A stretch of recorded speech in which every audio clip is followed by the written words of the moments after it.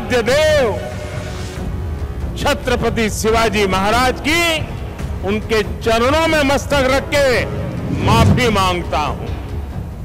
नमस्कार, शिवशाही मराठीमध्ये तुम्हा सर्वांचं स्वागत आहे। मित्रांनो, सिंधुदुर्ग जिल्ह्यातील राजकोट या ठिकाणी छत्रपती शिवरायांचा पुतळा स्मारक 2 दिवसापूर्वी खाली कोसळलं आणि त्यावर सध्या संपूर्ण महाराष्ट्रभर राजकारण होत आहे। सर्वच पक्षाचे नेते एकमेकावर राजकारण करताना आपल्याला दिसत आहेत। घडलेली घटना ही दुर्दैवी आहे। समस्त शिवप्रेमीने या सर्व गोष्टीचा निषेध केलेला आहे आणि सत्ताधारी पक्षाने तर माफी सुद्धा मागितलेली आहे। त्यामध्ये अजित पवार असतील, देवेंद्र फडणवीस असतील, एकनाथ शिंदे असतील, यांनी या सर्व गोष्टीची जबाबदारी घेतलेली आहे, माफी मागितलेली आहे। कालची आपण परिस्थिती पाहिली तर आपल्या राज्यामध्ये आपल्या देशाचे पंतप्रधान नरेंद्र मोदी हे आले होते आणि त्यांनी सुद्धा या गोष्टीची जबाबदारी घेतली आणि माफी मागितलेली आहे की ही घडलेली घटना दुर्दैवी आहे। जब 2013 में भारतीय जनता पार्टी ने मुझे प्रधानमंत्री पद के उम्मीदवार के रूप में निश्चित किया तो मैंने सबसे पहला काम किया था रायगढ़ के किले पर जाकर के छत्रपति शिवाजी महाराज की समाधि के सामने बैठ करके प्रार्थना की थी। एक भक्त अपने आराध्य देव को जिस प्रकार से प्रार्थना करता है उसे भक्ति भाव से आशीर्वाद लेकर के मैंने राष्ट्र सेवा की एक नई यात्रा का आरंभ किया था।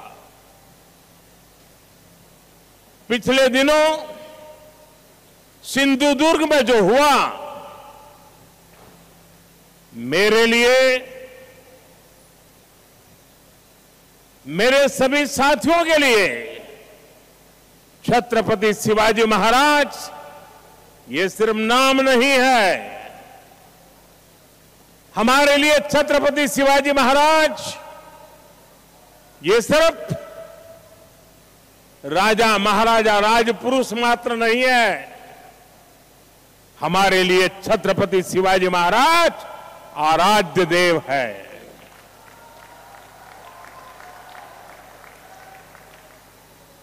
और मैं आज सर झुका करके मेरे आराध्य देव छत्रपति शिवाजी महाराज की उनके चरणों में मस्तक रख के माफी मांगता हूं।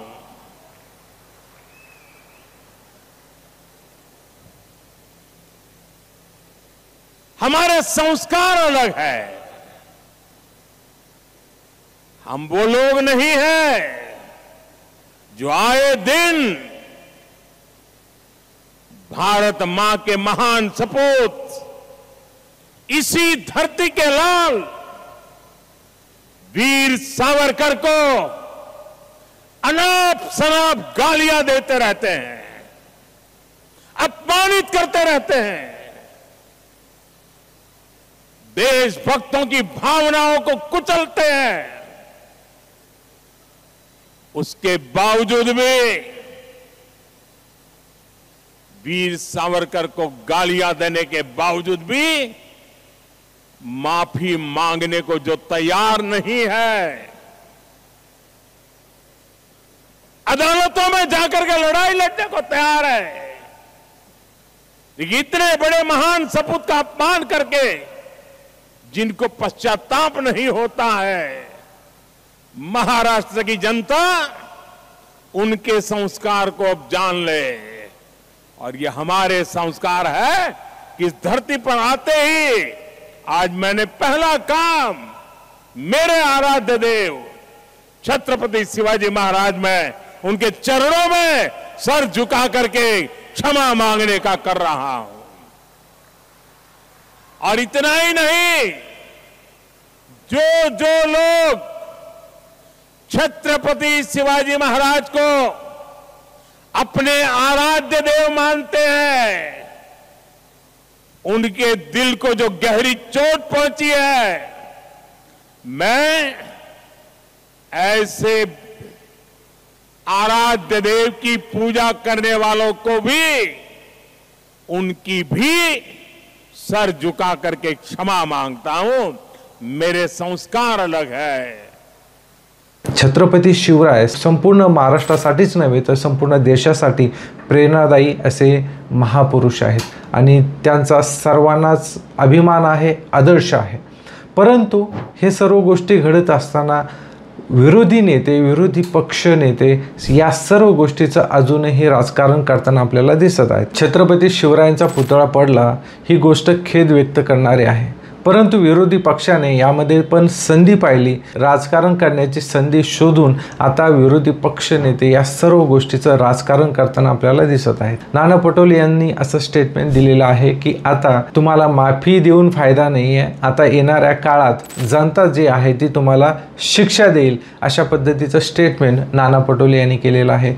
तसेच अंबादास दानवे यांनी सुद्धा या पद्धतीचंच स्टेटमेंट दिलेलं आहे। थोडक्यात काय की छत्रपती शिवरायांचा पुतळा पडला ही दुर्दैवी घटना आहे, परंतु विरोधी नेते, विरोधी पक्ष नेते ज्या पद्धतीने आता या सर्व गोष्टीचं राजकारण करत आहेत हे सुद्धा चुकीचं आहे। याचं कारण आहे येणाऱ्या विधानसभा निवडणुका ज्या आता दिवाळीनंतर काहीच महिन्यात आलेल्या आहेत। त्यामुळे महाराष्ट्रात घडणाऱ्या प्रत्येक गोष्टीचं भांडवल किंवा राजकारण विरोधी पक्ष नेते करू पाहत आहेत आणि त्यांना हे सिद्ध करायचं की कशा पद्धतीने सध्याचा जो सत्ताधारी पक्ष आहे तो ठीक काम करत नाहीये, अक्षम आहे, हे त्यांचं दाखवण्याचा प्रयत्न आहे। त्यामुळे विरोधी पक्ष नेते त्यामध्ये नाना पटोले असतील, अंबादास दानवे असतील, संजय राऊत असतील, हे सर्वजण आता या सर्व गोष्टीचं राजकारण करत आहेत। दुर्दैवी गोष्ट हीच आहे की छत्रपती शिवराय सर्वांसाठी आदर्श आहेत आणि अशा आदर्श महापुरुषाविषयी तरी महाराष्ट्रात राजकारण होऊ नये, कारण राजकारण करण्यासाठी अनेक गोष्टी आहेत। सध्या महाराष्ट्रामध्ये शेतकऱ्यांचा दुष्काळ असू शकतो, शेतमालाला भाव असू शकतो, अशा वेगवेगळ्या गोष्टीसाठी राजकारण केलं जाऊ शकतं, परंतु सध्या महाराष्ट्रात फक्त छत्रपती शिवरायांच्या पुतळ्या आणि स्मारक याविषयी सध्या राजकारण चालू आहे, ते सुद्धा खेदजनक आहे। मित्रांनो, तुम्हाला या सर्व घडलेल्या घटनेबद्दल काय वाटतं आणि ज्या पद्धतीने छत्रपती शिवराय यांच्या पुतळ्यावर जे राजकारण केलं जात आहे विरोधी नेत्याकडून, विरोधी पक्ष नेत्याकडून, याबद्दल तुम्हाला काय वाटतं आम्हाला कमेंट बॉक्समध्ये कमेंट करून नक्की कळवा। धन्यवाद।